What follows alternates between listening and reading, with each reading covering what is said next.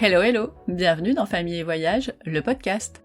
Le podcast qui donne envie aux parents de faire leurs valises, même quand les enfants râlent qu'il faut trimballer toute la maison et qu'on se demande encore pourquoi on ne s'est pas contenté d'un club avec mini disco. Ici on parle voyage en famille avec de vrais parents qui prouvent chaque semaine que oui, même petits, les enfants en profitent et s'en souviennent, et que non, on n'est pas fou de les emmener à l'autre bout du monde ou à 2 heures de chez nous, c'est bien aussi. Moi, c'est Stéphanie, maman de 2 grands ados, donc j'ai survécu aux crises dans l'avion, aux sandwichs oubliés dans le sac à dos, et oh, j'en ai marre de marcher, quand est-ce qu'on s'arrête ? Et malgré tout ça, j'adore voyager en famille. Tout le mois d'août, je vous propose une série spéciale été. Un épisode par jour, rien que ça, basé sur mes articles du blog Famille et Voyage, avec un petit coup de pouce de l'IA grâce à LM Notebook. Oui, même les robots aiment les vacances en famille. On commence fort avec une première semaine 100% Grèce. Athènes, Paros, le Péloponnèse, du soleil, de la feta, des routes en lacets, des plages incroyables, et des galères aussi. Sinon c'est pas drôle. Alors si ça vous plaît, abonnez-vous sur Apple Podcast, Spotify ou votre appli préférée, et parlez-en autour de vous, à votre cousine, votre voisine, ou ce pote qui pense qu'avec des enfants, on peut plus rien faire. Un grand merci à tous ceux qui le font, vraiment, ça aide le podcast à grandir et à faire voyager encore plus de familles.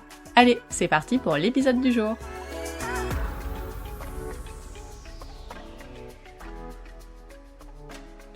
Bonjour et bienvenue pour cette nouvelle exploration. Aujourd'hui, on reprend notre carnet de route grec, toujours avec le blog Famille et Voyage. Bonjour. Et on met le cap tout au sud, c'est ça, hein ? Exactement. Tout au sud du Péloponnèse, dans la péninsule du Magne. On va parler de Gérolyménas et du cap Ténare. Ah, le Magne. Oui, et attention, l'auteur du blog nous prévient, ces journées font partie des plus belles de tous leurs voyages en famille. La barre est haute alors ? Carrément. On est donc sur la 6e partie de ce grand road trip grec. Et le Magne, pour situer un peu, c'est vraiment une région, à part, très sauvage, très minérale. Oui, c'est ce que l'auteur décrit, aride entre montagne et mer ionienne, avec ses villages de pierre.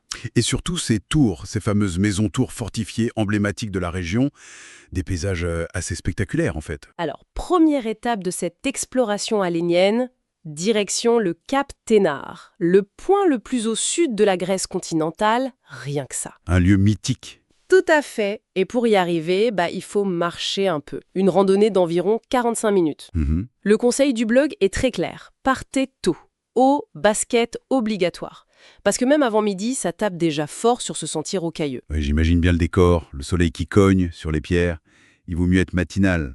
Mais la récompense, c'est d'arriver au bout du bout, là, où la Méditerranée et la mer ionienne se rencontrent. C'est assez fou comme sensation, non ? Ah oui, ces points extrêmes, géographiquement, ils ont souvent une charge symbolique forte. Et le cap Ténare, c'est pas n'importe quoi historiquement et mythologiquement parlant. Oui, la mythologie. L'auteur rappelle que c'est une des entrées des enfers, oui. celle qu'Orphée aurait utilisée. Exactement. Et il y aurait aussi des traces d'un sanctuaire de Poséidon. Elle mentionne une rosace au sol, c'est ça ? Oui, c'est ça, une possible trace. Se tenir là, c'est se confronter à l'immensité, aux légendes. Le blog parle de roches orangées, de dégradés de bleu incroyables. Ce contraste visuel devait être saisissant. La roche ocre, presque brûlée par le soleil, et ces bleus intenses de la mer. Magnifique. Et après l'effort, le réconfort. Apparemment, juste à côté du parking, il y a une petite crique parfaite pour une baignade. Bien méritée. Ah, ça a dû faire un bien fou. Ensuite, pause déjeuner. Ils se sont arrêtés au Marmari Paradise, un resto avec vue sur mer, forcément. Le cadre idéal. Et niveau cuisine ? Cuisine locale, simple mais très bonne d'après le blog. Poisson, un plat d'alomi aux figues qui avait l'air top. Miam, alomi aux figues, ça sonne bien. Oui. Ils en ont aussi profité pour acheter des produits locaux. Miel, huile d'olive, les classiques grecs. Les bons souvenirs à rapporter. Après ça, un petit détour par Vatia. On le présente souvent comme un village fantôme, tu sais. Oui, c'est son image, avec ses tours un peu austères. L'impression de l'auteur était plus mitigée en fait. Certaines maisons semblaient habitées. Finalement, ça les a moins marquées que prévu peut-être, moins que d'autres villages du Magne. C'est intéressant cette nuance. Ça montre bien que les incontournables des guides, ça dépend vraiment du ressenti de chacun. Et puis en famille, les priorités sont parfois différentes, quoi. Tout à fait. Le lendemain, ils ont poursuivi vers Drialos, encore un village typique avec ses tours, bien plantés dans ce décor aride. Toujours cette architecture de pierre si particulière. Oui, et un détail amusant noté par l'auteur, il y a 2 églises presque jumelles, juste l'une à côté de l'autre.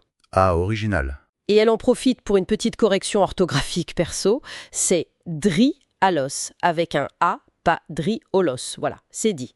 Bon à savoir. Mais revenons à ces tours. Elles ne sont pas juste là pour faire joli, hein. Elles racontent vraiment l'histoire du Magne. C'est-à-dire? Une histoire de clans rivaux, d'une région qui a longtemps vécu en quasi-autarcie, qui devait se défendre contre les pirates, contre les Ottomans. Ces tours, c'était des forteresses familiales. Ah oui, d'accord, une architecture de défense en fait. Exactement. Une réponse directe à la fois au paysage et à cette histoire assez mouvementée. C'est fascinant comme le bâti et le paysage dialoguent. C'est vrai. Ensuite, direction la baie de Mésapos, avec le cap Tigani qui la domine. On l'appelle comme ça, Tigani, parce qu'il a une forme de... De poil. Oui, Tigani en grec. C'est ça. Alors, le plan initial, c'était de faire une rando sur ce cap. Logique, après le cap Ténare, Oui, mais... grosse chaleur encore, et puis la vue sur Chalikia Beach. Une plage de galets tout blanc, une eau cristalline. je vois venir le changement de plan. Eh oui, le choix était vite fait. Adieu la rando, bonjour la baignade. Et c'est souvent comme ça que naissent les meilleurs souvenirs de voyage, non? Cette flexibilité, savoir s'adapter. Surtout quand une plage paradisiaque vous appelle. Carrément, parfois le plan B improvisé, c'est le top. Ça a dû être génial comme baignade. J'imagine, oui. Et la journée s'est terminée à Gerolimenas. Là, le blog est formel. C'est un incontournable absolu du Magne. Ah, Gerolimenas, oui, c'est un nom qui revient souvent. Et on comprend pourquoi. Imagine ces maisons de pierre, typiques, mais posées au ras de l'eau. Une eau turquoise. C'est l'image carte postale, quoi. Oui, c'est très photogénique. Il y a un hôtel assez connu là-bas, non? Le Kirimai. Si, il y est. Très réputé, mais apparemment assez cher et puis un peu exclusif pour les non-résidents, d'après ce dit l'auteur. D'accord. Mais l'expérience vraiment marquante pour eux, ça a été un restaurant.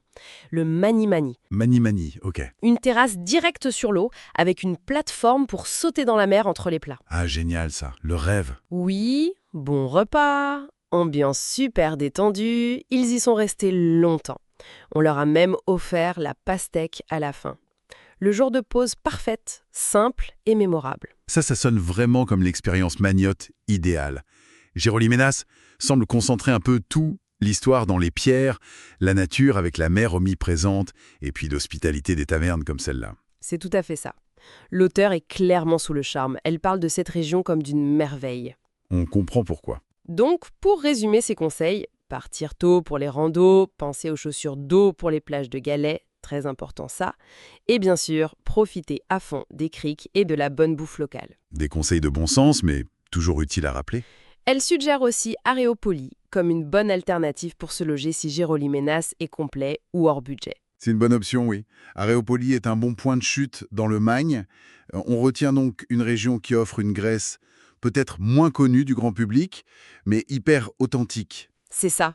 Un mélange assez puissant de paysages bruts, d'histoires qu'on peut toucher du doigt et de cette beauté de la côte. Ça donne envie d'explorer et de se poser au bord de l'eau, quoi. Exactement. Et c'est sur cette belle image de Gerolimenas qu'on termine notre étape dans le Magne Sud, toujours inspiré par le blog Famille et Voyage. La prochaine fois, ce sera la dernière étape de ce périple en Grèce. On remontera un tout petit peu vers le nord pour découvrir Kardamili. Ah, Kardamili. Encore un très bel endroit qui garde cet esprit du Magne, entre pierre, mer et histoire. On a hâte de découvrir ça. Merci de nous avoir suivis et à très bientôt.